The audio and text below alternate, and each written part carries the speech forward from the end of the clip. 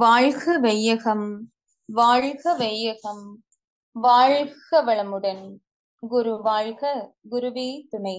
பற்று அவன் பற்று என்ற தலைப்பிலே நமக்கு நல்ல பல விளக்கங்களை அளிப்பதற்காக மதிப்பிற்கும் மரியாதைக்கும் உரிய உலக சமுதாய சேவா சங்கத்தின் பேராசிரியர் அருள்நிதி கோதண்டராஜு ஐயா அவர்கள் திருச்சியிலிருந்து நமது ஆழியார் இணையவழி இணைப்பிலே இணைந்துள்ளார்கள். ஐயா அவர்களின் சிந்தனையில் ஆழ்ந்து செல்வதற்கு முன்பாக ஐயா அவர்களை பற்றி ஒரு சிறிய அறிமுகம். மதிப்பிற்கும் மரியாதைக்கும் உரிய உலக சமுதாய சேவா சங்கத்தின் பேராசிரியர் கோதண்டராஜு ஐயா அவர்கள் கடந்த 20 வருடங்களுக்கும் மேலாக மனவளக்கலையில் இணைந்து சிறப்பாக தங்களது தொண்டினை ஆற்றி வருகின்றார்கள். ஐயா அவர்கள் நமது விஷன் கல்வியில் அட்வான்ஸ் டிப்ளமா முடித்துள்ளார்கள். மேலும் ஐயா அவர்கள் டிப்ளமா இன் மெக்கானிக்கல் என்ஜினியரிங் முடித்துள்ளார்கள். திருச்சி மண்டலத்தின் துணை தலைவராகவும் திருச்சி பெல் மன்றத்தின் மனவளக்கலை மன்றத்தின் துணை தலைவராகவும் சேவையாற்றி வருகிறார்கள். மேலும் ஐயா அவர்கள் ஞானாசிரியர் விருது பெற்ற பெருமைக்குரியவர்கள். இத்தகைய பல்வேறு சிறப்புகளுடைய ஐயா அவர்களை பற்று அவன் பற்று என்ற தலைப்பிலே நல்ல பல விளக்கங்களை அளிக்குமாறு உங்கள் அனைவரின் சார்பாக ஐயா அவர்களை வாழ்க வளமுடன் என்று வாழ்த்தி வணங்கி வரவேற்கிறோம். வாழ்க வளமுடன் ஐயா. வாழ்க வளமுடன். இந்த சிந்தனை இணைப்பில் இணைந்திருக்கும் மனவளக்கலை அன்பர்கள் அனைவருக்கும் மற்றும் ஆழியாரிலே இதனை ஒளிபரப்பி கொண்டிருக்கும் அன்பர்கள் அனைவருக்கும் முதல் கண் எனது வணக்கத்தையும் வாழ்த்தையை தெரிவித்துக் கொள்கிறேன். வாழ்க வளமுடன். இன்றைக்கு சிந்தனையாக பற்று அவன் பற்று அப்படிங்கிறத பத்தி பார்ப்போம். முதல்ல பற்று அப்படின்னாலே நமக்கு எல்லாருக்கும் தெரிஞ்சதுதான், ஆசையின் மறுபெயர் தான் பற்று. ஆனா ஆசைக்கும் பற்றுக்கும் நிறைய வித்தியாசம் இருக்கு. அர்த்தம் ஒன்னா இருந்தாலும் வித்தியாசம் இருக்கு. ஆசைங்கிறது பார்த்தோம்னா நம்ம ஒன்றின் மேல் வைக்கிறது ஆசை. பற்றுனா நம்ம அதை பிடிச்சுக்கிறது கெட்டியா. இந்த உலகத்துல பார்த்தோம்னா ஆசை படாத மனிதர்களே கிடையாது. ஏன்னா அது ஒரு ஆசை இருந்தாதான் எந்த விஷயத்திலையும் எல்லா விதமான வேலைகளிலையும் நாம் முன்னேற முடியும். வாழ்க்கையில நம்ம ஒரு மேல்நிலைக்கு வர முடியும். அதற்காக நமக்கு வாழ்க்கையின் முன்னேற்றத்துக்கு உதவக்கூடிய ஆசைகள்லாம் நமக்கு கண்டிப்பாக தேவை. ஆனா அந்த ஆசைகள் எல்லாம் எப்பொழுதுமே நம்ம ஒரு உயரிய நோக்கத்தோடு நம்ம செயல்படணும். அந்த அந்த ஆசை நிறைவேறினால் அதனால நமக்கு வரக்கூடியது நன்மையா தீமையா அப்படிலாம் நம்ம யோசிச்சுதான் அந்த ஆசைகளை நம்ம நிறைவேற்றணும். இப்போ பற்று அப்படின்னாக்க நம்ம ஒரு விஷயத்த பிடிச்சிக்கிறது, அது நம்மளா விட்டாதான் போகும். ஆனா ஆசை நிறைவேறலன்னா தானா போயிடும். ஆனா பற்றுங்கிறது நம்ம ஒன்ன கெட்டியா பிடிச்சிக்கிறது. அதுக்கு உதாரணம் என்ன சொல்றாங்கன்னாக்க, ஒரு குரங்கு இருக்கு. அந்த குரங்கு பாருங்க, மனதினை பார்த்தோம்னா ஒரு மனிதனுடைய ஒரு நேச்சர் என்னன்னாக்க, இப்ப 2 கொம்புல இருந்து ஒண்ணுல தாவணும்னு வச்சுங்க, குரங்கு என்ன செய்யுமா, அந்த அடுத்த கிளையை பத்தி எதையுமே கவலைப்படாம இங்கேருந்து டக்குன்னு இதை விட்டுட்டு சடான்னு அதுக்கு தாவிடுமா. ஆனா மனிதனோட மனது என்னன்னாக்க, ஒரு கிளையில ஒன்ன பிடிச்சிக்கிட்டு இருந்தாலும் அடுத்ததுக்கு தாவணும் பிடிக்கணும் அப்படிங்கிற ஒரு இது வரும்பொழுது அந்த தாவக்கூடிய பொருளா ஒரு இதோ ஒண்ணு உறுதியானதா, அதை நமக்கு நன்மை செய்யக்கூடியதா என இத்தனையும் யோசிச்சுதான் மனிதன் தாவலாம். ஆனா இறைவனை பிடிக்கணும்னா நம்ம அந்த குரங்கு பிடி மாதிரிதான் நம்ம கிட்ட இருக்கிறதெல்லாம் விட்டுட்டு டக்குன்னு அப்படியே தாவி அவனை பிடிச்சிக்கணும். அதுதான் நமக்கு வாழ்க்கையில ஒரு நல்ல முன்னேற்றங்களுக்கு நமக்கு உதவும். ஏன்னா நம்ம என்ன செய்யறோம்னா, எப்பவுமே ஆசைகள் பின்னாடிதான் நம்ம ஓடிக்கிட்டு இருக்கோம். ஆனா அது நமக்கு தெரியறது இல்லை. ஆசை நம்மளை பிடிச்சிருக்கா, நம்ம ஆசையை பிடிச்சிருக்கா அப்படின்னு நம்ம யோசிச்சோம்னா நம்ம தான் என்ன செய்யறோம்னா ஆசைகளை பிடிச்சிருக்கோம். ஆனா அது தெரியறது இல்லை. உதாரணத்துக்கு பார்த்தோம்னா, ஒருத்தர் ஒரு மாடை பிடிச்சிக்கிட்டு போயிட்டு இருக்காரு. அந்த பக்கமா வந்த ஒரு ஞானி கேட்கிறாரு, என்னடா உன்னோட சேர்ந்து மாட்டை கட்டியிருக்கேன்னு கேட்கிறாரு. அந்த ஓட்டிக்கிட்டு போறவருக்கு ரொம்ப கோபம் வந்துருது. வந்தோடனே, என்ன சாமி இப்படி சொல்றீங்க, மாடை நான் தானே பிடிச்சி ஓட்டிட்டு இருக்கேன். இல்ல மாடுதான் இந்த மனுஷனை பிடிச்சி ஓடிக்கிட்டு இருக்கேன். மறுபடியும் அவனுக்கு ரொம்ப கோபம் எப்படி சொல்றீங்க, சரி மாடு உன்னை பிடிக்கலங்கிறீங்களா, உன்னோட கட்டிலங்கிறீங்களா, அப்போ விட்டுருங்கிறாரு. இவன் என்ன செய்யறான், அந்த கைத்தை விட்டோன்னே மாடு ஓடுது. மாடு ஓடினா இவன் சும்மா இருக்க முடியுமா, திருப்பி குடுகுடுன்னு ஓடி பின்னாடியே ஓடுறான். அப்ப பாத்தியா நான் சொன்னது சரியா போச்சு, இல்ல மாடு தானே உன்னை கட்டிட்டு அப்படின்னு சொல்றாரு. இது ஒரு சின்ன ஒரு நகைச்சுவையா இருந்தாலும் இதனுடைய உள்ள அர்த்தத்தை பார்த்தோம்னா, ஆசைகளை நம்ம விட்டு கிடைக்காது விலகாதுன்னு நவுந்து போனா கூட நம்ம அந்த ஆசைகளை தொடர்ந்து போய்கிட்டே தான் இருக்கும். இதை உணர்த்துறதுக்கு தான் இந்த இது. நம்ம ஆசையை வந்து எத்தனையோ விஷயங்கள்ல, எண்ணற்ற பொருட்கள் மேல, ஒரு நபர்கள் மேல, ஒரு நிறைய விஷயங்கள்ல நம்ம ஒரு ஒரு பதவி மேல, இப்படி எத்தனையோ விஷயங்கள்ல நம்ம ஆசை வைக்கிறோம். ஆனா அந்த ஆசையினால நம்ம நிறைய முயற்சிகளை நம்ம மேற்கொள்றோம். அந்த முயற்சியினால சில ஆசைகள் எல்லாம் நம்ம பல ஆசைகளையும் நம்ம நிறைவேற்றிக்க முடியுது. ஆனா என்றுமே மாறாத ஒரு ஆசைன்னா அது இறைவன் மேல் வைக்கக்கூடிய ஒரு பற்று தான். ஏன்னா மகரிஷி சொல்லியிருக்காங்க, நம்ம மனிதர் மனவளக்கலை அன்பர்களுக்கு எல்லாருக்கும் தெரிஞ்சதுதான், நம்ம மனிதனுடைய நோக்கம் என்னன்னாக்கா இறைநிலையை உணர்றதும் அடையிறதும் தான். அப்போ இறைநிலையை உணர்றதும் அடையிறதுன்னா நம்ம இல்லற வாழ்க்கையை விட்டுருணுமா? ஏன்னா பொதுவாக வந்து இறைவனை அடையிறவங்கன்னு பார்த்தோம்னா வாழ்க்கையை தொடர்ந்து துறவரம் போய் வீடு இல்லாம துறவியாகி தனியாக இருக்கிறவங்க தான் இறைவனுக்கு ஒரு நல்ல தொண்டு செய்ய முடியும், இறைவனை அடைய முடியும் அப்படிங்கிற ஒரு நோக்கம் பொதுவாக பரவலாக எல்லாருக்குமே இருக்கு.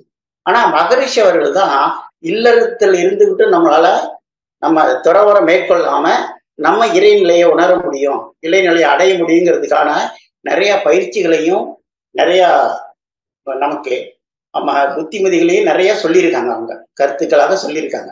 அதெல்லாம் நம்ம ஃபாலோ பண்ணால நம்ம வந்து இறைநிலையை நம்மளால அடைய முடியும். ஆனா அதற்கு நிறைய பயிற்சியும் முயற்சியும் நமக்கு தேவை. ஏன்னா வள்ளுவர் என்ன சொல்றன்னா, பற்றுக பற்றற்றான் பற்றினை அப்பற்றை பற்றுக பற்றுவிடற்கு அப்படின்னு சொல்றாரு. ஒரு குறள் 350வது குறள்ல இதை சொல்றாரு. என்னன்னாக்கா பற்றற்றான் அப்படின்னாக்க எந்த பற்றுமே இல்லாதவன். இந்த உலகத்துல எந்த பற்றுமே இல்லாதவன் பார்த்தோம்னா இறைவனை தான் சொல்ல முடியும், இல்லைங்களா? அப்ப இறைவனுக்கு என்ன பற்று? நம்மளை சோதிக்கிறது தான் ஒரு வேலை, இல்லைங்களா? ஆக அவருக்கு எந்த பற்றும் கிடையாது. நீ ஏழையா இருந்தாலும் பணக்காரனா இருந்தாலும் எப்படிப்பட்டவனா இருந்தாலும் அவர் இறைவன் முன்னால் அனைவரும் சமம், இல்லைங்களா? அப்போ நம்ம கிட்ட இருக்கிற பற்றெல்லாம் விட்டுட்டு அவனை பிடிச்சாதான். ஏன்னா மனித மனம் என்னன்னாக்கா ஏதாச்சும் ஒன்ன நினைச்சுக்கிட்டே இருக்கும், அதான் அதனுடைய இயல்பு. இது ஒன்ன விட்டுட்டாங்கனாலும் இன்னொன்னுக்கு போய் நம்ம இணையும். ஏதாச்சும் ஒன்ன திங்க் பண்ணிக்கிட்டே இருக்கும், எல்லாத்தையும் ஒன்னா ஆசைப்பட்டுக்கிட்டே இருக்கும்.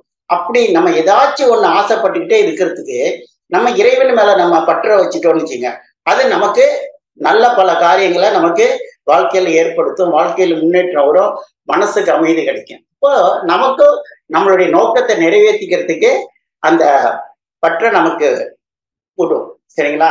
சரி, இப்போ நம்ம வீட்டுல வந்து பாத்தீங்கன்னா இல்லறத்துல இருந்துகிட்டே நம்ம துறவரம் மேற்கொள்ளணும் அப்படிங்கறத வந்து மகரிஷி வந்து அட்டாச்மெண்ட் டிட்டாச்மெண்ட் அப்படின்னு நமக்கு நிறைய சொல்லி கொடுத்துருக்காங்க.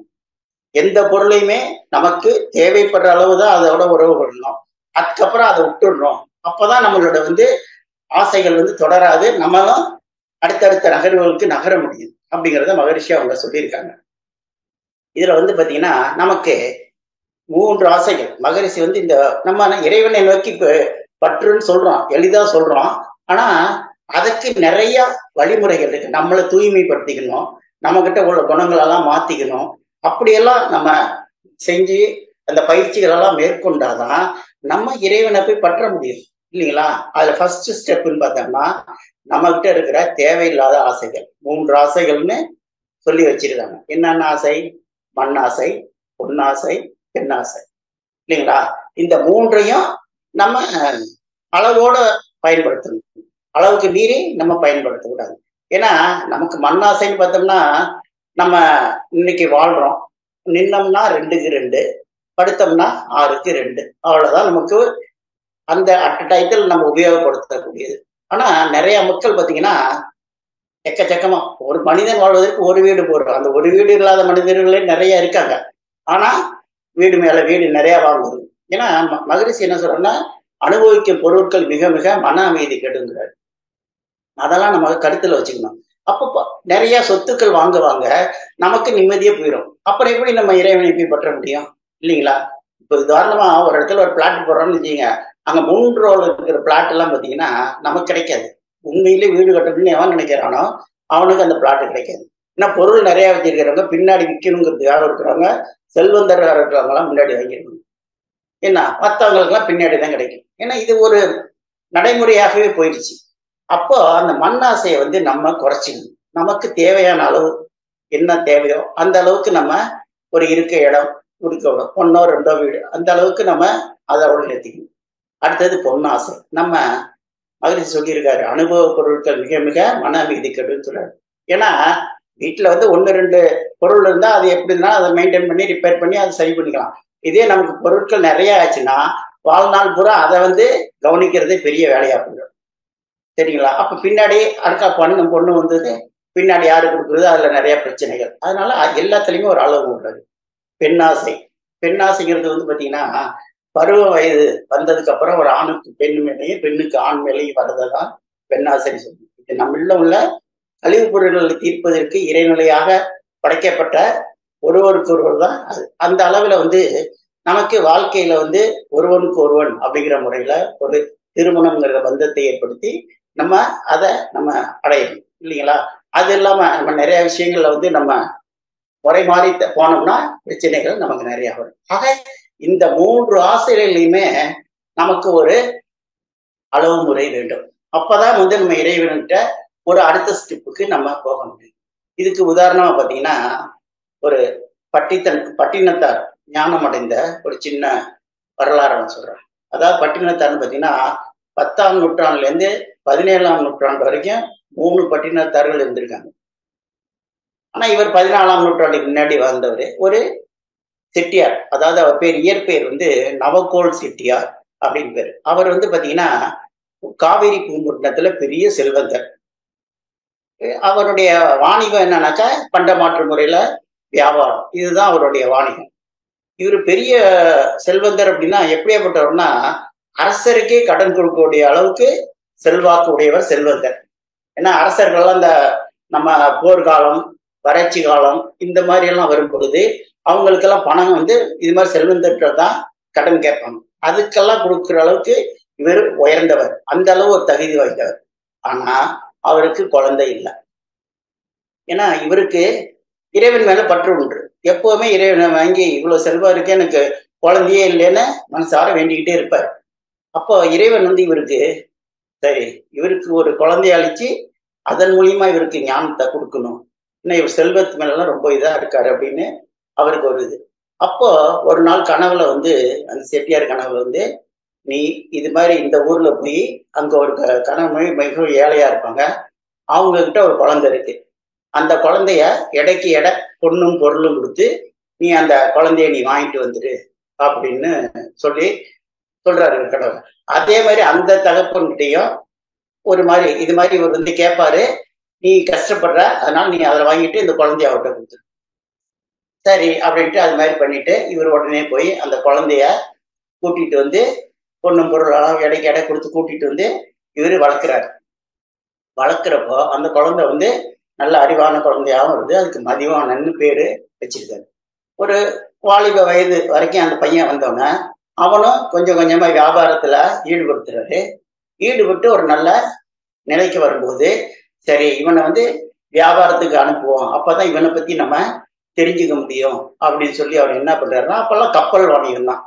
அதனால நிறைய இங்க இருக்கிற பொருள்கள் எல்லாம் பண்டமாற்று முறை தானே, அதனால இங்க இருக்கிற பொருள்கள் எல்லாம் ஏத்தி கப்பல்லாம் அனுப்புறாரு. போயிட்டு வரான். ஒரு மாசம் கழிச்சு திரும்ப அந்த மதிவானன் வந்து வியாபாரத்துல முடிச்சுட்டு வர. அப்படி வந்தாலும் மற்றவங்க எல்லாம் இறங்கிக்கிட்டே இருக்காங்க. மற்ற வியாபாரிகள்லாம் கொண்டு வரதான் பார்த்துட்டு இருக்காரு. இவர் நினைச்சிட்டே இருக்காரு இவன் போனானே இவன் என்ன கொண்டு வர்றான்னு தெரியலையே அப்படின்னு யோசனைகளே இருக்கும்போது அவர் மதிவானம் இறங்கி வரா. அப்படி வந்தா மூட்டையா என்னமோ கொண்டு வந்தா. அப்படி இவரு உடனே ஆவலா போய் மூட்டையை திறந்து பார்த்தா அந்த மூட்டையில பாத்தீங்கன்னா வெராட்டி தான் இருக்கு. பசு சாணத்தால வச்சு காய வச்சு வெராட்டியா இருக்கு. 1 2 மூட்டை உமி இந்த மாதிரி மூட்டை தான் இருக்கு. இவருக்கு கடும் கோபம் வந்துடுது. கோபம் வந்தாலும் என்ன ஒன்ன போய் ஒரு வியாபாரத்துக்கு இது மாதிரி அமிச்சா இது மாதிரி பண்ணிருக்கேன்னு பட்டாருன்னு ஒரு மகனா அடிச்சிடுறாரு. அடிச்சோன்னே அந்த மதிவானம் வந்து ஒண்ணுமே பண்ணாம நேரா வீட்டுக்கு வந்துடும். வீட்டுக்கு வந்து உங்க அம்மா கிட்ட வந்து ஒரு சின்ன ஓலைய ஒரு அழகா ஒரு என்னமோ எழுதி அதை ஒரு பேழைக்குள்ள வச்சு அம்மா அப்பா வந்தா இதை உடனே கொடுத்துடு அப்படின்னு சொல்லிட்டு அந்த மதிவாணன் வந்து அவருடைய வாழ்க்கையிலேருந்து மறைஞ்சிடுறாரு. சரிங்களா? அப்ப இவர் என்ன பண்றாரு, இவர் இங்க கோவத்துல அப்படியே இருக்காரு. இவன் போயிட்டான், பையன் போயிட்டான். கோவமா இருக்கும்போது என்ன பண்றாருன்னா, சட்டார்னு ஒரு வராட்டி எடுத்து கோவத்துல தூக்கி போட்டு அடிக்கும் போது அந்த வராட்டி உடைஞ்சி உள்ளே இருந்து எப்படி கண்ணகி சிலம்பு உடைஞ்சி பறல்கள் வந்த மாதிரி இதுல உள்ளார பாத்தீங்கன்னா வைரமும் மாணிக்கமும் அது இதுமா உடைச்சி தெரிச்சு வெளியே விழுகுது. அதை பார்த்தோன்னே இவர் அப்படியே திகைச்சு போயிடுறாரு. போனோன்னா ஐயோ, இது கல்வர்கள்ட்டேருந்து காப்பாத்துறதுக்காக தான் மதிவான் இப்படி வந்து இதை மறைச்சி வச்சு எடுத்துறோம் இருக்கு, அவனை புரிஞ்சிக்காம அவன் ரொம்ப கோச்சிக்கிட்டமே அப்படின்னு சொல்லிட்டு அவசர அவசரமா எல்லாத்தையும் ஏற்றி வண்டியில ஏற்றிட்டு வீட்டுக்கு ஓடியாந்து மகனேன்னு தேடி பார்க்குறாரு, காணும்.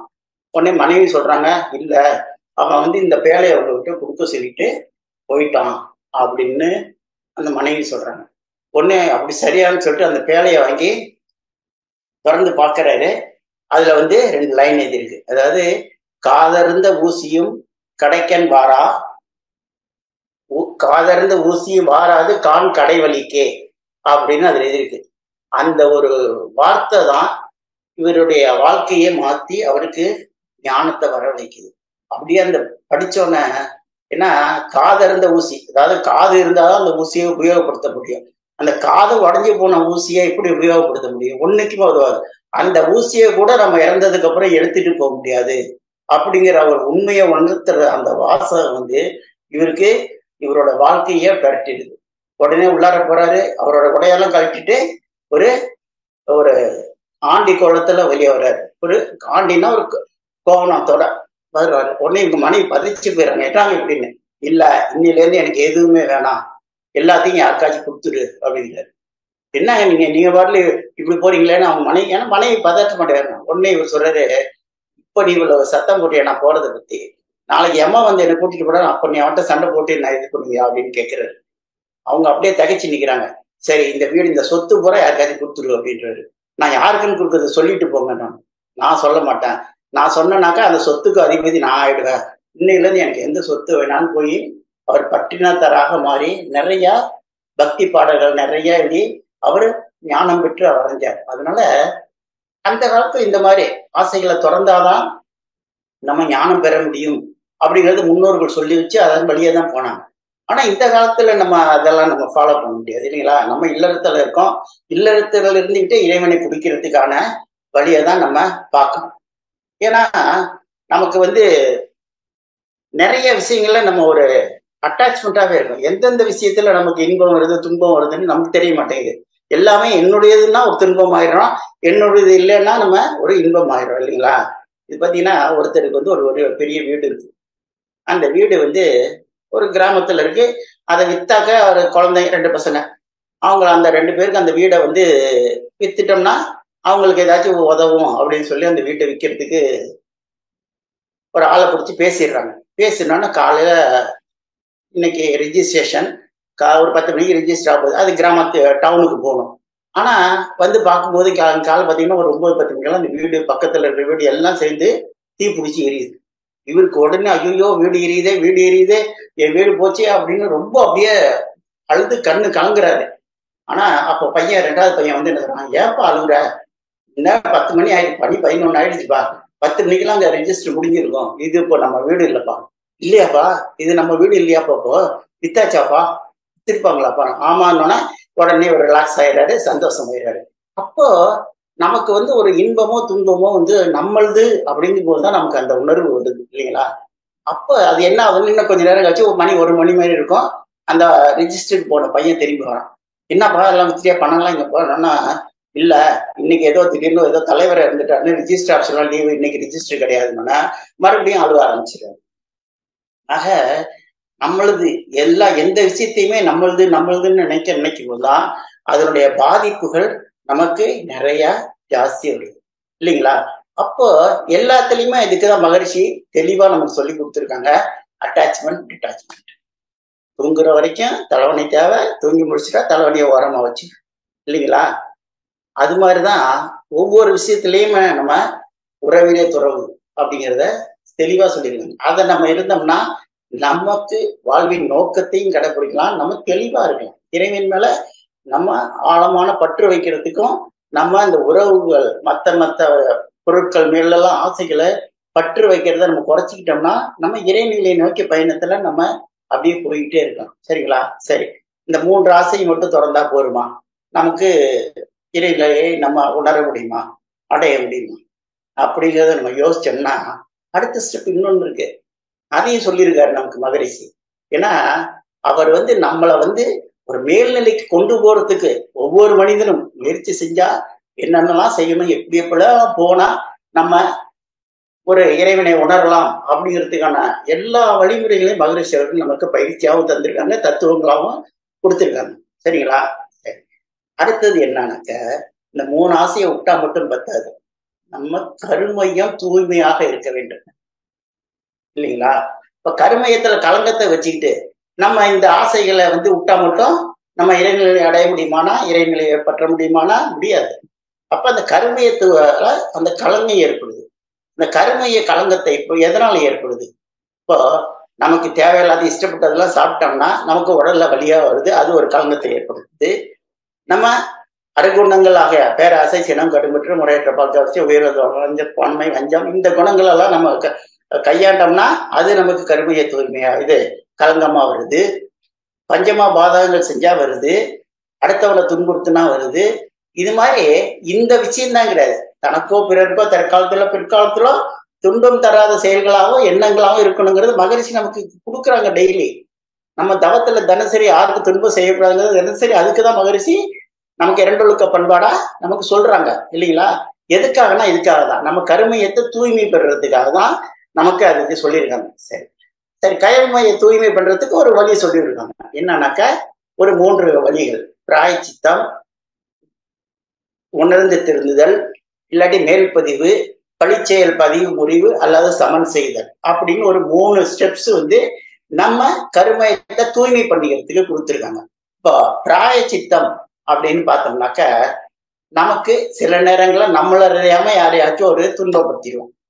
இப்போ பஸ்ல போறோம், ரயில்ல போறோம், எங்கேயாவது பொதுக்கூட்டம் எங்கேயாவது போறோம், நம்ம நடந்து போறோம். இது ஒரு உதாரணத்துக்கு தான். யாரையாச்சும் ஓய்ச்சிடுறோம், கால் பட்டுடுதுன்னு வச்சுங்க. நம்ம வேணுக்குன்னு படுறது இல்லை, தெரியாம பட்டுடுது. நம்ம அவங்க கிட்ட ஒன்றும் சொல்லாம நம்ம பாட்டில் போட்டு அவங்க மனசு என்ன ஆகுனா, பாரியா காலில் வச்சது கூட தெரியாம போறான், இதெல்லாம் என்ன மனுஷன் திட்டுவான் இல்லைங்களா? அதே நம்ம வச்சோடனே நம்மளும் உணர்ந்து அவரை தொட்டு வணங்கி ஐயா மன்னிச்சிங்க தெரியாம பட்டுடுச்சுன்னா அவருக்கு அந்த மன துன்பம் போயிடும். அதனால வரக்கூடிய பதிவு நமக்கு வராது. இதுதான் பிராயச்சித்தம். இப்படி நம்ம செஞ்ச தவறுகளுக்கு ஒண்ணுமே அதை பாதிச்சவங்களை நம்ம ஒரு அமைதிப்படுத்துற மாதிரி செயல்களை செஞ்சு செய்யறதுதான் பிராயசித்தம் அப்படின்னு பேரு. அடுத்தது உணர்ந்து திருந்துதல் இல்லாட்டி மேல்பதிவுன்னு சொல்றாங்க. இப்போ உணர்ந்து திருந்துதல்னா நம்ம உணவு சாப்பிட்றோம், இஷ்டத்துக்கு உணவு சாப்பிட்டோம்னா நமக்கு வியாதிகள்லாம் வருது. இப்ப அந்த வியாதிகளை தீர்க்கறதுக்கு என்ன பண்றோம்? மருந்து. அது என்ன பண்றோம்?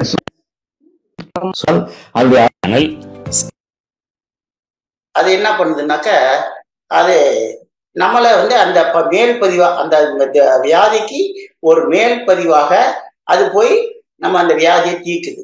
இது மாதிரி நம்ம செய்யக்கூடிய எண்ணற்ற விஷயங்களை நம்ம ஒரு மாற்று நல்வழியாக செய்யறதுக்கு மாற்று எண்ணங்களை போட்டு, இதே மாதிரிதான் எண்ணத்துக்கும் ஒரு தீய எண்ணம் வருதுன்னா அதுக்கு மாற்றாக நல்ல எண்ணங்களை போய் எண்ணம் செய்யணும். இப்படிதாக நமக்கு அந்த மேல்பதிவு அப்படிங்கிறத நம்ம செஞ்சு நம்ம அந்த ஏற்பட்ட தீய பதிவை நம்ம குறைக்கிறதுக்கு முயற்சி செய்யணும்.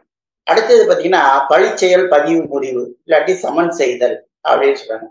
அது எப்படின்னு பார்த்தீங்கன்னா நம்ம நம்ம மனசை அகநோக்கு பயிற்சியில நம்ம மனசை உயிர்ல ஒடுங்கி அதுக்கப்புறம் பார்த்தீங்கன்னா உயிரின் மேல் அறிந்து ஆண்மை உணர்வு பெற வேண்டும்.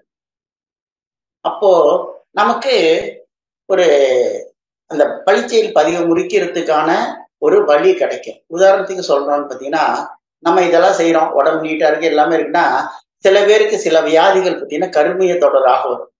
அந்த பதிவெல்லாம் நம்ம என்ன பண்ண போறோம்? பழிச்செயல் பதிவு முடிவுல தான் அதை நம்ம செய்ய முடியும் இல்லைங்களா?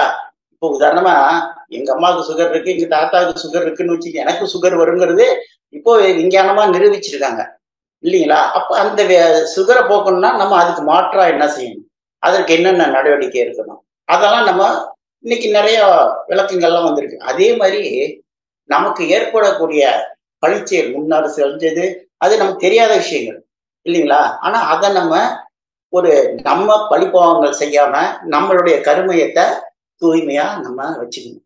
இந்த மூன்றையும் செஞ்சாதான் நம்ம அடுத்த ஸ்டெப்பா ஒரு இறைவனை நெருங்கிறதுக்கு முடியும். ஏன்னா இறைவன் நமக்குள்ளேயே இருக்கிறவன் தான். நம்ம இறைவன் இறைவனுடைய பல துண்டுகளாக, ஏன்னா முன்னோக்கி பார்த்தோம்னா எல்லாமே இறைவனிலிருந்து தோன்றியதுங்கிறது நம்ம எல்லாருக்குமே தெரிஞ்ச விஷயங்கள் இல்லைங்களா? அப்ப எல்லாருக்குமே தெரிஞ்ச விஷயங்களா இருந்தாலும் நாம சில நேரம் நம்மளுடைய நலன் சார்ந்து சில நேரம் நம்ம அறியாம ஒரு துன்பங்களை மற்றவர்கள் விளைகிறோம். அதெல்லாம் நம்ம போகணும்னா மற்றொரு நம்ம மாதிரி ஒரு பாவிக்கிற ஒரு தன்மை வரணும் இல்லைங்களா? சரி, இப்போ இதுக்கு பாத்தீங்கன்னா உதாரணத்துக்கு சொல்லணும்னா கண்ணப்பா நாயனார் ஒரு இது தன்னை போல் இறைவன் நினைக்கிறார். அதுதான் அவருடைய ஒரு கதை, அதனுடைய வழி. அது ஒரு சிம்பிளா நான் சொல்றேன். அவர் கண்ணப்பா நாயக்கனார் அவருடைய இயற்பெயர் திண்ணப்பன். அவர் ஒரு வேடர் குலத்துல வந்தவர். சரிங்களா? அவர் அவங்கள என்ன வேடர்னா நான் காட்டுக்கு போறது, ஏதாச்சும் விலங்குகளை கொள்றது, சாப்பிடுறது அல்லது விற்கிறது, இப்படி ஜீவிக்கிறதா அவரோட தொழில் இல்லைங்களா? அப்போ அவர் நண்பர்களோட ஒரு மலைக்கு போறாரு. பார்க்கும்போது ஒரு மலைக்கு போறப்ப மட்டும் நெருங்க அந்த மலை மேல ஏற ஏற இவர் மனசு அப்படியே லேசாயிடுது. ஒரு பரவச உணர்வு அவருக்கு ஏற்படுது. அப்படியே அந்த யோசனையோட போறப்ப அங்க ஒரு சிவலிங்கம் ஒரு பூஜை எல்லாம் பண்ணியிருக்காங்க. அந்த சிவலிங்கம் அங்க இருக்கு. அது பாத்தீங்கன்னா அந்த சிவலிங்கம் குடிமி செட்டியார் அப்படிங்கிற மாதிரி அந்த சிவலிங்கத்துக்கே பேரு வச்சிருக்காங்க இல்லைங்களா? குடிமி தேவர்னு அந்த சிலைக்கு பேரு. அதை ஒரு அந்தனர் டெய்லி பூஜையும் பண்ணிட்டு இருக்காரு அந்த சிலைக்கு. ஆனா இவர்கிட்ட போனோன்னா இவருக்கு அந்த சிலையை பார்த்தோன்னா இவருக்கு மனசுல ஏகப்பட்ட பரவசம், எண்ணற்ற உணர்வுகள் இவருக்கு தோணுது. அப்ப என்ன நினைறாரு, அந்த சிவனை இவர் தன்னோட ஒரு சாமியா நினைச்சிட்டு தன்னை போலயே அந்த இறைவன் நினைச்சுக்கிறாரு. அதனால என்ன பண்றாரு, அங்க பக்கத்துல நீர் கிடையாது. அதனால இவரு கொஞ்சம் தூரத்துல போய் அந்த தண்ணீரை எடுத்து வாயில வச்சுக்கிட்டு அங்க வர வழியில பறிக்கிற பூ இலையெல்லாம் பறிச்சு தலையில வச்சுக்கிட்டு இவர் என்ன பண்றாருன்னா அங்க வர்றாரு. அதுக்கு இவர் சாமிக்கு படைக்கணுமே, அதுக்கு என்ன பண்றாருன்னா பன்னியை கொண்டு அதை மாமிசத்தை சமைச்சு அதை டேஸ்ட்டும் பார்த்துட்டு, டேஸ்ட் குறைஞ்சா மறுபடியும் அதுக்கு ஏன்னா சாமிக்கு டேஸ்டா கொடுக்கணுங்கிறதுக்காக அதையே எடுத்துக்கிட்டு படைக்கிறாரு. இது ஒரு நாள் 2 நாள் இல்லை, இவருக்கு சாமி மேல அளவு கடந்த பக்தி வந்துருது சிவன் மேல. அதனால தினசரி செய்யற அங்க அதுக்கு முன்னாடி அந்தனர் செஞ்சதெல்லாம் தள்ளி விட்டு இவர் செய்யறாரு. அதனால அவர் அந்தனருக்கு ரொம்ப கோபமும் வருத்தமும் வந்துருது. உடனே இறைவன்ட்ட முறையிடுறாரு. என்ன நான் உங்களுக்கு பயபக்தியா இத்தனை நியம நிஷ்டியோட உங்களுக்கு நான் இந்த இதெல்லாம் படைக்கிறேன் செய்யறேன். இவர் எல்லாத்தையும் தள்ளி விட்டு இவர் இஷ்டத்துக்கு செய்யறாரு, அவற்றை நம்ம சண்டை போடவும் முடியல அப்படின்னோன்னா அப்ப இறைவன் என்ன நினைக்கிறாருன்னா இதுக்கு அந்த திண்ணப்பரோட ஒரு உண்மையான அன்பை இந்த அந்தனருக்கு உணர்த்தணும் அப்படின்னு நினைச்சு மறுநாள் திண்ணப்பர் இதெல்லாம் எடுத்துட்டு வரும்போது சிவனுடைய ஒரு கண்ணுல கண்ணீர் வருது. இது எல்லாரும் தெரிஞ்சதுதான், இருந்தாலும் இந்த கதைக்கு வர்றதுனால சொல்றேன். அப்போ உடனே அதை பார்த்தோன்னே இவருக்கு உடனே மனசு பதறுது. உடனே ஓடி போய் சில அப்படியே அங்க இருக்கிற பச்சிலை மூலிகை எல்லாத்தையும் இறைச்சி கொண்டு கண்ணுல எல்லாம் வைக்கிறாரு. வச்சா ஆனா நிக்கல.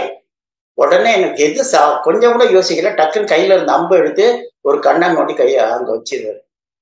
வச்சோடனே உடனே அந்த ரத்தம் வர்றது நின்றுடுது இல்லைங்களா? அப்போ அந்த ரத்தம் வர்றது நின்னோடனே உடனே கொஞ்ச நேரத்துல என்ன ஆகுதுன்னா இந்த கண்ணுல இருந்து ரத்தம் வர ஆரம்பிக்குது. என்னடா இப்பதான் ஒரு கண்ணு குடிங்கி வச்சோம், இன்னொரு கண்ணு வருதே, அதுக்கு ஏதாச்சும் பண்ணணுமே அப்படின்ட்டு என்ன பண்றாருனாக்க அத மறுபடியும் இன்னொரு கண்ணை புடுங்கினாக்க கண்ணு தெரியாது இவருக்கு. அப்போ எப்படி அடையாளம் வைக்கிறது அப்படின்னு சொல்லிட்டு தன்னோட காலால இன்னொரு கண்ணு மேல அடையாளம் வச்சுக்கிட்டு இன்னொரு கண்ணை புடுங்க போறப்ப உடனே திண்ணப்பா நில்லு அப்படின்னு சொல்லி இறைவன் குரல் கொடுத்து அதுக்கப்புறமாக அவருக்கு அதை கண்ணு கொடுத்து அவரு கண்ணப்ப நாயனாராக மாறி 63 நாயன்மார்கள்ல ஒருத்தரா அவர் வந்துடுறாரு. அவரு உண்மையான அர்ப்பணிப்போட இறைவன் செஞ்சதுனால அவரு இறைவனை நன்கு நிறைய பற்ற முடியுது. சரிங்களா? அப்ப இது மாதிரி இறைவனை நம்முள் ஒருவனாக நினைச்சு நம்ம செஞ்சோம்னா நம்ம இறைவனை நெருங்கிறதுக்கு ஈஸியா இருக்கும். இத மாணிக்க வாசகரை என்ன சொல்லியிருக்காருனாக்கா, கண்ணப்பரோட ஒரு பக்தியை பார்த்துட்டு, கண்ணப்பன் ஒப்பதோர் அன்பின்மை கண்டபின் என்னப்பன் என்னையும் ஆட்கொண்டானே அப்படின்னு சொல்றாரு.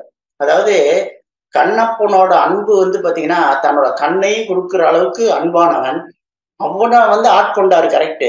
அந்த அளவுக்கு நான் இவர் மேல நான் அன்பு செலுத்தல, இருந்தாலும் என்னை இவரு ஆட்கொண்டு அருளினார் அப்படின்னு கண்ணப்பனுடைய மேன்மையை மாணிக்க வாசகர் அவருடைய திருவாசக பாடல்ல அவங்க குறிப்பிட்டிருக்காங்க.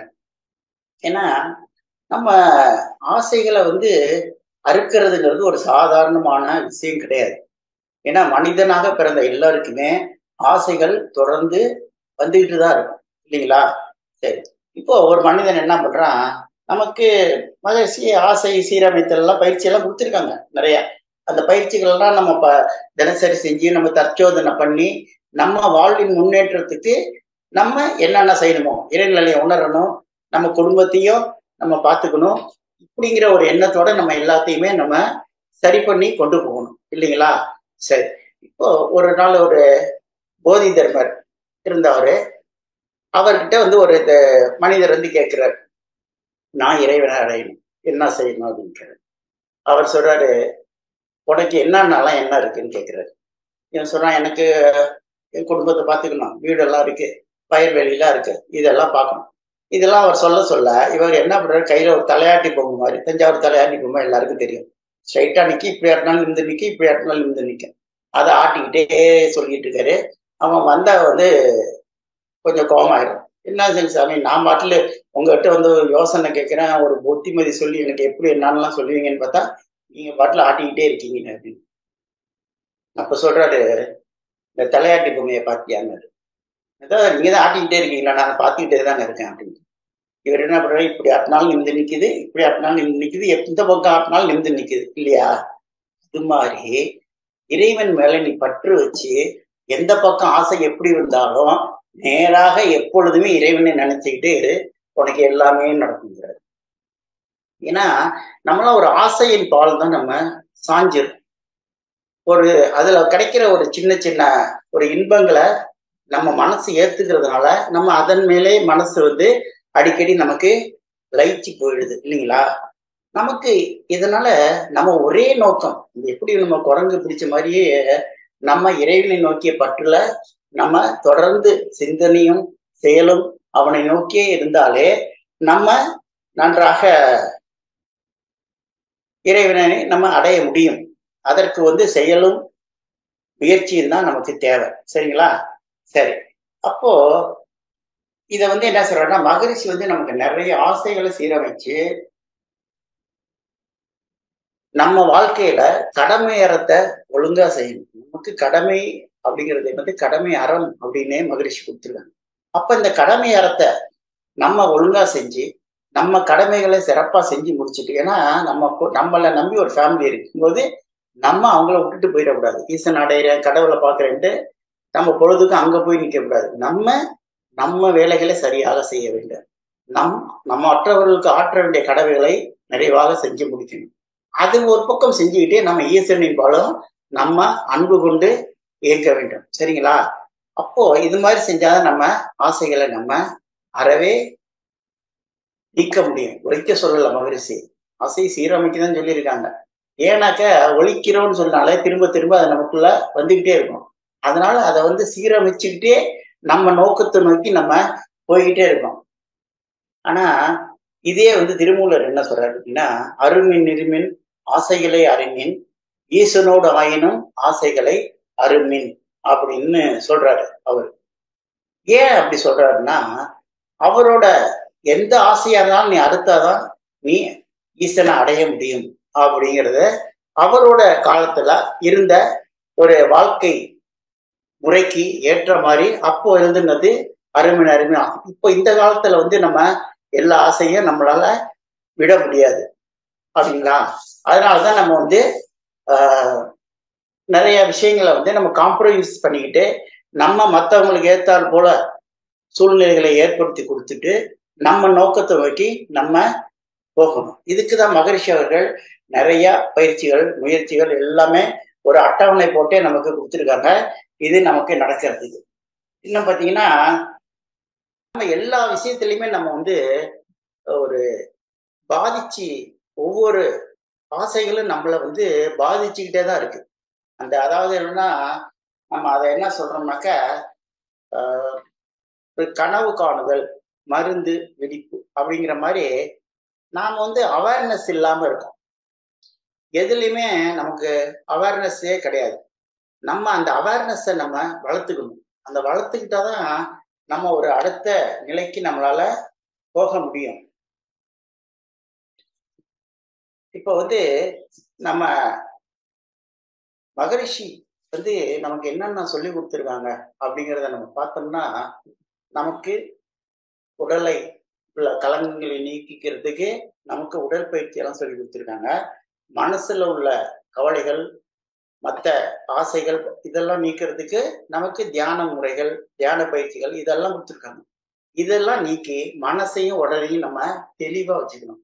அப்புறம் தான் நம்ம வந்து மற்ற பயிற்சிகளை செஞ்சு நம்ம இறைநிலையை நோக்கி நம்ம போக முடியும். இதுல வந்து பட்டினத்தார் என்ன சொல்றோம்னா, நம்ம ஒன்றென்று இரு, நாட்டம் ஒன்றென்று இரு, சத்குரு பாதத்தை நம்பு அப்படின்னு சொல்றாரு. ஏன்னா அவருடைய அனுபவம். நம்ம எதையுமே பலவா பார்க்காம இறைவன் ஒன்றே. எத்தனை நம்ம வந்து நாட்டுல வந்து எத்தனையோ மதங்கள் இருக்கு, எண்ணற்ற உருவங்களாக சாமிகளாக இருக்கு, எதா இருந்தாலுமே அனைத்தையுமே ஒன்றுதான். அப்ப அந்த ஒன்றுல இருந்தாதான் நம்மளால நம்ம இறைவனை நோக்கிய பயணத்துல ஸ்டெடியா போக முடியும். இல்லாட்டி என்னன்னா நம்ம பல உருவங்கள், பல சாமிகளை, நம்ம பல இறைவன் உருவங்களெல்லாம் நம்ம நினைச்சோம்னா நம்மளுடைய மனசு வந்து டைவர்ட் ஆகும். அப்போ நம்ம அதுக்குதான் மகரிஷி இறைவனை வந்து இறைநிலை, இறை உணர்வு அப்படின்னு சொன்னாங்க. அப்ப அந்த இறைநிலையும் இறை உணர்வையும் நம்ம மதிச்சு அந்த ஒண்ணு அப்படிங்கிற ஒரு நோக்கத்தோட போனாதான் நம்ம எதையுமே நம்மளால அடைய முடியும். அப்ப அந்த நம்மளுடைய வாழ்வின் நோக்கத்தை அடையணும்னா அப்ப நம்ம ஒன்று அப்படின்னு நம்ம நம்பணும். இப்போ நமக்கு வந்து வாழ்க்கையில பார்த்தீங்கன்னா நம்மளுடைய எண்ணங்கள், ஆசாபாசங்கள் இதெல்லாம் எப்படி இருக்குன்னா, ஒரு இதை ஒப்பிடுறது எப்படின்னா இருக்கணும்னாக்க, ஒரு சிறு வயதுல வளர்ந்து வரும்போது ஒரு புளிய மரத்துல இருக்க புளியங்காய் இருக்கு பார்த்தீங்களா, அதுல இருக்கிற பார்த்தீங்கன்னா அந்த தோலை வந்து நம்மளால குறிக்க முடியாது. ஒன்னோட ஒண்ணு சேர்ந்து அப்படியே ஒட்டிக்கிட்டு ஒரே ஒன்றாதான் இருக்கும். அப்போ அது சிறு வயதுல நமக்கு அறிவு தெளிவு பெறாத நிலையில இருக்கும். அதே அந்த புளிய மரம் வளர்ந்து பெருசா வளர்ந்ததுக்கு அப்புறம் அந்த காய் வந்து பழமானதுக்கு அப்புறம் எப்படி இருக்குன்னா, ஓடும் பழமும் தனித்தனியா இருக்கும். அது மாதிரி நம்ம வாழ்க்கைங்கிற இந்த புளியம் பழத்துல நம்ம இந்த ஓடு மாதிரி பட்டும் படாமலும் ஒட்டியும் ஒட்டாமலும் நம்ம வாழ்க்கை முறைகளை அமைச்சுக்கிட்டு நம்ம இறைநிலையே நம்ம உணர்ந்து நம்ம ஈடுபடணும். சரிங்களா? இப்படி நம்ம ஈடுபட்டு நம்ம இறைவன் மேல நம்ம பற்ற நம்ம வளர்த்துக்கிட்டோம்னா தான் நம்மளால வந்து இறைநிலையை அடைய முடியும். ஏன்னா பற்றுக பற்றுக பற்றற்றான் பற்ற நீ பற்றுக, அப்பற்ற பற்றுக பற்று விட இருக்குன்னு குரல்ல சொல்லியிருக்கு. நம்ம ஈஸியா சொல்றோம். நம்மனா வந்து அதை அடையணும்னா நமக்கு இவ்வளவு ஒரு விஷயங்களையும் நம்ம ஃபாலோ பண்ணி தான் நம்ம இதை செய்ய வேண்டியிருக்கு. சரிங்களா? அதே மாதிரி நம்ம இன்னும் வள்ளுவர் நிறைய விஷயங்கள் இதை பத்தி சொல்லியிருக்கோம். இருள் சேர் இருவனையும் சேரா இறைவன் பொருள் சேர் புகழ் புரிவார் மாட்டு அப்படின்னு சொல்லிருக்காரு. அதாவது இறைவனை நோக்கி நம்ம போயிட்டே இருந்தோம்னா நம்ம இந்த மாதிரி விஷயங்கள்லாம் நிறைய செஞ்சுக்க முடியும், தெரிஞ்சுக்க முடியும். இப்போ இந்த மாதிரி நம்ம இறைவனை அடைகிறதுக்கு நம்மிடம் உள்ள ஆசா பாசாக்கள் எல்லாம் தொடர்ந்துன்னா ஒரே தடவை விட்டுட சொல்லலாம் மகிழ்ச்சி. அதுக்கு ஒரு அளவு முறை காத்து விழிச்சு நம்ம கருமைய களங்கத்தை தூய்மைப்படுத்திக்கிட்டு நம்ம இறைவனை நோக்கி நம்ம பயணத்தை வச்சுக்கிட்டோம்னா நாம் நம்மாலும் இறைவனை அடைய முடியும், அவனுடைய பற்றை பிடிக்க முடியும். ஏன்னா உலகத்துல ஒவ்வொரு மனிதருக்குமே வெவ்வேறு ஆசைகள், ஆயிரக்கணக்கான ஆசைகள். அடுத்து முக்கியமா எல்லாருக்குமே பொருளாசை தான் நிறைய இருக்கு. அருளாசைங்கிறது ஒரு குறிப்பிட்ட பேருக்கு தான் வருது. அதற்கும் வந்து இறைவன் நம்ம மேல் கருணை வைச்சாதான் நமக்கு அந்த அருள் ஆசை கிடைக்கும். அப்படி நம்ம இறைவன் கருணை வைத்த அன்பர்கள் தான் நம்ம மனவளக்கலை தொண்டர்கள் எல்லாமே.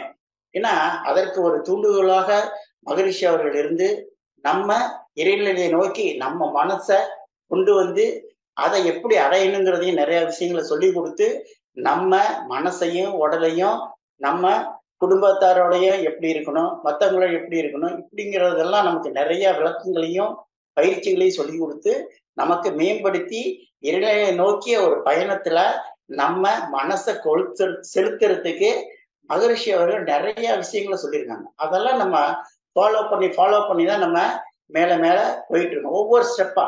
அதுல ஒவ்வொருத்தரும் ஒவ்வொரு நிலையில இருக்கும். அதை பத்தி எல்லாம் நம்ம புகழப்படக்கூடாது. நம்ம ஒரு முருகன் ஒரு மலை உச்சி மேல ஒரு சாமி இருக்குன்னா பல படிகள் ஏறி கஷ்டப்பட்டு ஏறினாதான் போய் அங்க இறைவனை பார்க்க முடியும். அது மாதிரி நம்ம நிறைய படிகளை தாண்டினாதான் நம்ம இறைவனை போய் பற்ற முடியும். இறைவனை பற்றுனாலும் நமக்கு அவருடைய அருளும் கண்டிப்பாக கிடைக்கும்.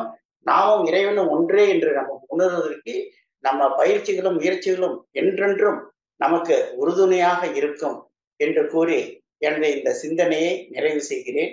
வாழ்க வளமுடன். காயத்ரியம்மா வாழ்க வளமுடன். ஐயா வாழ்க வளமுடன். ஐயா வாழ்க வளமுடன். ஐயா நீங்க திருச்சியில இருந்து நீங்க பேசுனது ரொம்ப சிறப்பா இருந்துச்சுயா. பட்டினத்தார், கண்ணப்பா நாயனார், திருமூலர், மாணிக்கவாசகர் எல்லார பத்தி, எல்லா சித்தர்களை பத்தி ரொம்ப அருமையா சொன்னீங்க.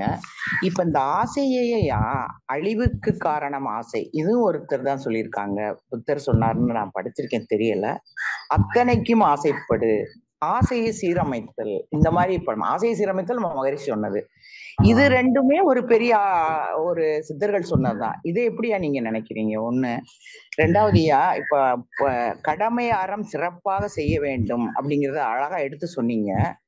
இறைநிலை, இறை உணர்வு, இறைவன் கருணையால் நம்ம எல்லாத்தையும் பெறணும். இப்ப இறை உணர்வு பெற்றுட்டோம் அப்படிங்கிறத நம்ம உணர முடியுமா ஐயா? வாழ்க வளமுடன். இந்த நீங்க சொல்லுங்க, இதுக்கு ஒரு உங்களுடைய கருத்து சொல்லுங்க ஐயா. வாழ்க வளம். நம்ம ஒவ்வொரு ஞானிகளும் அவங்களுடைய வழிகள்ல நிறைய இதை பத்தி ஆசைகளை பத்தி சொல்லியிருக்காங்க. ஆசைப்படுனாக்க ஏன்னாக்க நம்ம என்ன செய்யணும்னா, நம்ம ஒன்றை திரும்ப திரும்ப ஆசைப்பட்டு அதுல நிறைய அனுபவிக்கிறப்போ அதுல நமக்கு ஒரு பற்றற்ற நிலை வந்துடும், நிறைய அனுபவிச்சு முடிச்சோன்னா. அப்போ அடுத்த ஆசைப்பட்டு அந்த ஆசையை நம்ம அடைஞ்சிட்டோம்னா அதை எல்லா ஆசையும் விட்டுருவோம். அது ஒரு தத்துவம் தான். அது முதல்ல எல்லாத்தையும் நம்ம விரும்பணும், எல்லாத்தையும் ஆசைப்பட்டு நம்ம அனுபவிச்சிட்டோம்னா நம்ம எல்லாத்தையும் முடிச்சிட்டோங்கிற ஒரு தெளித்த நிலைக்கு வந்துடும். அதனாலதான் அது அத்தனைக்கும் ஆசைப்படுங்கிறது அவரோட கண்ணோட்டத்துல சொல்லியிருக்காங்க. பூமியில பிறக்கிறோம். அப்ப நம்மளுடைய கடமைகளை சரிவர நிறைவேற்றினால்தான் நம்ம இறைநிலையை நோக்கிய பயணத்துக்கு நம்ம போக முடியும். இல்லாட்டி ஏதாச்சும் ஒரு கடமை பாக்கி இருந்தா அந்த கடமை நம்மள சரிவர போக விடாது. சரிங்களா? அது அடுத்தது நம்ம ஞானம் பெற்றுட்டோமா இல்லையா அப்படிங்கிறது நம்ம உணர்றதுக்கு கொஞ்சம் காலம் ஆகும். ஏன்னா நம்மளுடைய செயல்களை, நம்மளுடைய பேச்சு, நடவடிக்கை இதெல்லாம் மற்றவர்கள் பார்த்து நம்ம எல்லாத்தையுமே சகித்து கொண்டு எல்லாருமே இறைநிலை அப்படிங்கிற ஒரு உணர்வை நம்ம அடைஞ்சிரோங்கிறத முதல்ல நமக்கு உணர்த்தணும். நம்ம மற்றவங்களுக்கு உணர்த்துறப்பதான் அந்த நிலையை நம்ம அடைய முடியும். அது கொஞ்சம் சிரமமான விஷயம் தான். நம்ம அதனுடைய முயற்சியில தான் நம்ம போயிட்டு இருக்கோம். வாழ்க வளமுடன். வாழ்க வளமுடன். ரொம்ப சிறப்பியா, நன்றி ஐயா, வாழ்த்துக்கள். வாழ்க வளமுடன். காயத்ரி அம்மா வாழ்க வளமுடன். வாழ்க வளமுடன் அம்மா. நன்றிகள் அம்மா. வாழ்க வளமுடன். வாழ்க வளமுடன். அன்பானவர்களே, உங்களுக்கு ஏதாவது ஐயங்கள் ஏதாவது இருந்துச்சுன்னா ஐயாவிடம் கேட்டு தெளிவு பெற்றுக் கொள்ளுமாறு தாழ்மையோடு கேட்டுக்கொள்கிறோம். வாழ்க வளமுடன்.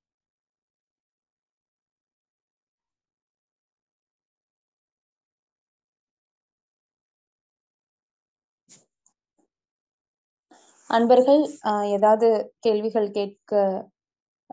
உங்களுக்கு கேள்விகள் ஏதாவது கேட்கணும்னு நினைச்சீங்கன்னா ஹேண்ட் ரைஸ் பண்ணி ஐயா கிட்ட கேட்டுக்கலாங்க. வாழ்க வளமுடன். வாழ்க வளமுடன் ஐயா. வாழ்க வளமுடன் தான் சொன்னாங்கம்மா, வேற ஒண்ணும் இல்ல. நிறைவு செஞ்சுக்கலாமாங்க ஐயா? செஞ்சுக்கலாங்கம்மா. இந்த இன்றைய அலை பற்றி அடைக்க கேட்டு மகிழ்ந்த அனைவருக்கும், மனவளக்கலை மன்ற அன்பர்கள் அனைவருக்கும், மற்றும் இதை ஒளிபரப்பிய ஆலியார் அறிவு திருக்கோயிலை சார்ந்த அன்பர்கள் அனைவருக்கும் எனது நன்றியினை தெரிவித்துக் கொள்கிறேன். வாழ்க வளமுடன். நம் கடமை அறவாழ்வின் நாட்டத்தே சிறக்கட்டும்.